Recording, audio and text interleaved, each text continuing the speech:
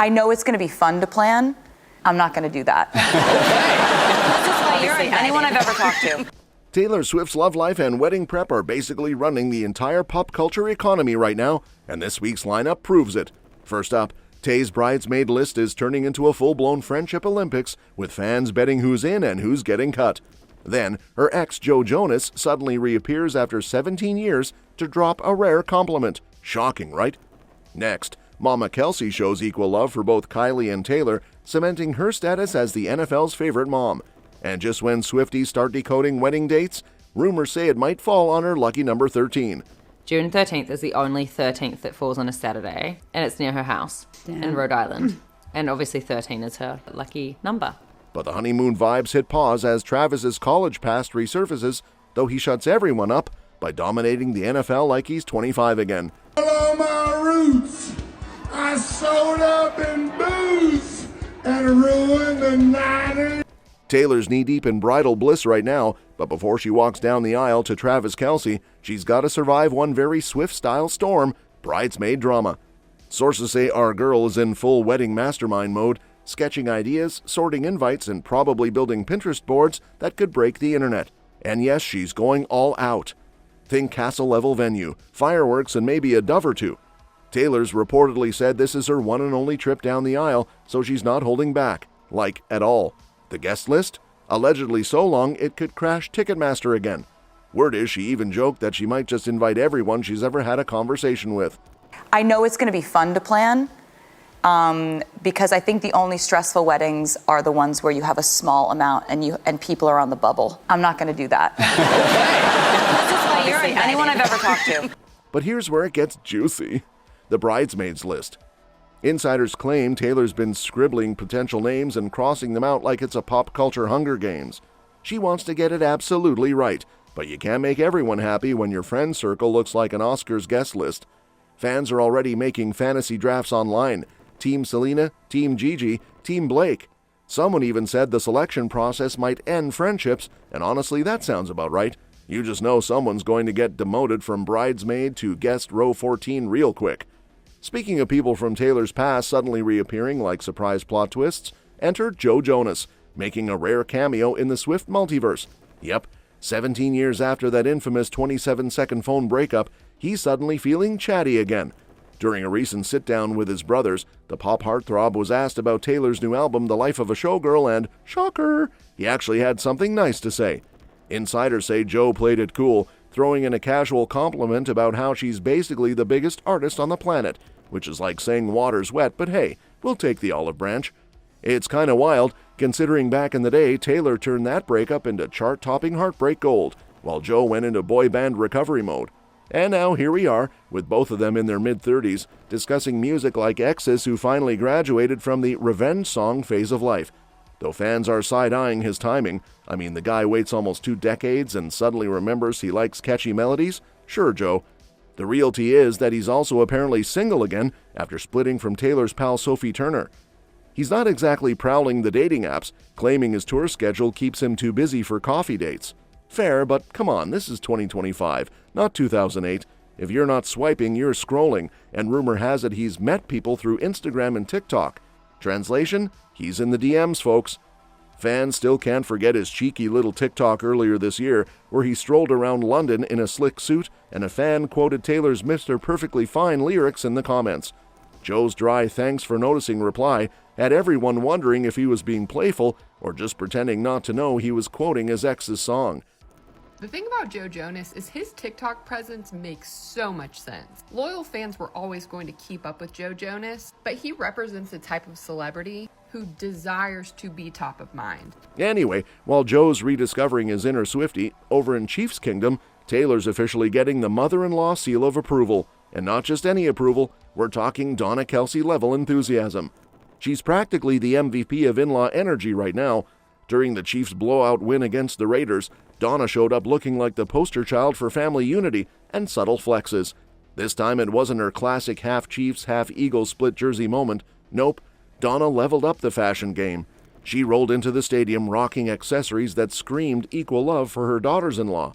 For Kylie Kelsey, Jason's wife and mom of 4 tiny football fans, Donna wore a rainbow no business being here dad hat, straight out of Kylie's podcast merch line, because apparently she's the kind of mom who supports her kids and their brands with the same energy. Then came the Swift tribute, and it was golden, literally. Donna added a shiny TTPD bracelet to her look, a nod to Taylor's The Tortured Poets Department era, and stacked it with friendship bracelets like a true Swiftie veteran. You just know she was trading them with other moms in the stands like it was middle school summer camp. Chiefs jersey? Check. Denim jacket with Travis's number 87? Check. Earrings with the team logo? Check. The woman was serving football mom meets fashion icon in one perfect touchdown of an outfit. And with Donna flexing her accessory game like it's the Super Bowl of style, the timing couldn't be juicier. Because rumor has it Taylor and Travis might have finally picked a wedding date, and of course it's got Swifties collectively losing their glittery minds. Apparently the latest buzz swirling around the internet is that the couple's big day could fall on, wait for it, September 13th, 2025. Yep, Taylor's lucky number, the same number she's plastered on hands, albums, and hearts since the dawn of her country curls. You'd think she invented numerology the way fans are decoding this one. Insiders say that ever since the engagement dropped in August, Taylor's been quietly sprinkling clues like confetti, and her fans are connecting dots that even NASA couldn't map. There's talk that the date lines up perfectly with her showgirl album cycle, the moon phase, and something about 13 days after 8/13, like girl's not just planning a wedding, she's crafting a pop culture prophecy. And because it's Taylor, the venue gossip is just as wild. Rhode Island's allegedly in the running, which makes sense since that's her coastal fortress of solitude. One of my friends' friends is getting married at in Rhode Island on June 13th, 2026. The venue called her and said someone is willing to buy you out of your date. She said, no, I don't want to switch my date. They called her back and said they're willing to pay for her entire wedding and honeymoon to have this date. So they said yes and think it might be Taylor Swift. June 13th is the only 13th that falls on a Saturday. And it's near her house in Rhode Island. And obviously 13 is her lucky number. Sources say she wants something intimate but iconic, which basically means it'll look like a Vogue editorial meant a fairy tale. Picture flower arches that cost more than your car, seagulls wearing pearls, and Travis looking both terrified and in awe. Chiefs fans are already joking that if the wedding's in Rhode Island, half of Kansas City's about to learn what a clam bake is. Meanwhile, Swifties are convinced that everything, from the table numbers to the ceremony start time, will scream 13. Don't be surprised if the vows kick off at 1:13 p.m. and there's exactly 13 bridesmaids lined up like a perfectly choreographed music video. Even Travis is, allegedly, on board, though sources say he's just trying to keep up with her galaxy brain symbolism. The poor guy probably thought he was planning a wedding. Turns out he's starring in a mythological crossover between astrology, NFL strategy, and Taylor Swift's emotional lore. And while fans are still daydreaming about pearl-wearing seagulls and 13-themed table settings, Taylor's apparently been hit with something way less sparkly, a full-blown PR headache from the past. Yup, the internet has unearthed Travis Kelce's old college suspension story like it's a deleted scene from Friday Night Lights, and Taylor's not exactly thrilled about the rerun.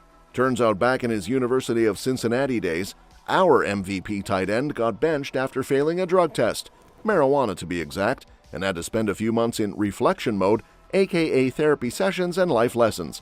Now before anyone starts clutching their pearls. The man has been clean, thriving, and catching Super Bowl rings ever since. But because the internet never forgets, the whole thing's suddenly back on everyone's feeds. Follow my roots. I sold up in booze and ruined the Niners affair. And Taylor, who's built her empire on clean living, poetic revenge, and strategic glitter, is reportedly losing sleep over it. She's proud of how far he's come, but she hates the idea of this story hijacking her Eras Tour energy, or, worse, becoming a meme. The woman controls her image tighter than Fort Knox, so the thought of being dragged into a decade-old dorm room joint session is giving her anxiety sweats. Meanwhile, Travis seems totally unbothered. He's joking about it on his podcast like it's an episode of That 70s Show. Apparently, he even confirmed that infamous story about being caught lighting up in a garage before a game. Maybe not the best timing when your fiancé's planning a royal-level wedding. Taylor's team is now running quiet damage control, making sure college Travis doesn't overshadow groom Travis. And speaking of poor Travis getting dragged over the college-era drama, the man clearly doesn't have time for stress because he's too busy torching NFL defenses like it's 2018 again. Yup, the same guy people whispered was slowing down is reminding everyone he's basically Patrick Mahomes' human cheat code. After 7 games, he's leading the Chiefs in receiving yards, yards after catch, and first downs, which basically translates to still him. The doubters were ready to hang up his cleats for him, and Travis just went, "Hold my Gatorade." This season started with all the classic "has Kelce lost a step" debates. You know, the sports talk cliche they roll out every time an athlete hits his mid-30s.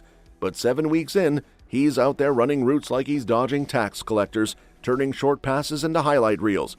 He has racked up 375 yards already, and 207 of those came after the catch, which means defenders are still getting cooked like tailgate burgers. Add 20 first downs to that, and suddenly everyone's pretending they never doubted him in the first place. At this point, Chiefs fans are half convinced the dude's aging in reverse. One source joked that Taylor's anti-aging skincare routine must have rubbed off on him, literally, because he's moving smoother than a Spotify stream. His 44-yard grab last week, pure vintage Kelce, jukes, swaggers, and that "yup, still got it" grin that makes defensive coordinators want to retire early. Meanwhile, Patrick Mahomes looks like a kid on Christmas every time Kelce breaks open on third down. It's like, "Oh, pressure? Blitz? Don't worry, Uncle Trav's got me." Even Raiders defenders admitted trying to cover him feels like chasing smoke. He just finds space. So yeah, retirement? Not happening anytime soon. If anything, Taylor might need to pencil that wedding date in pencil because her groom's currently busy stiff-arming linebackers and breaking franchise records. He's in full beast mode, and Kansas City's eating it up like barbecue at Arrowhead. That's all for this video, folks. We'll see you next time.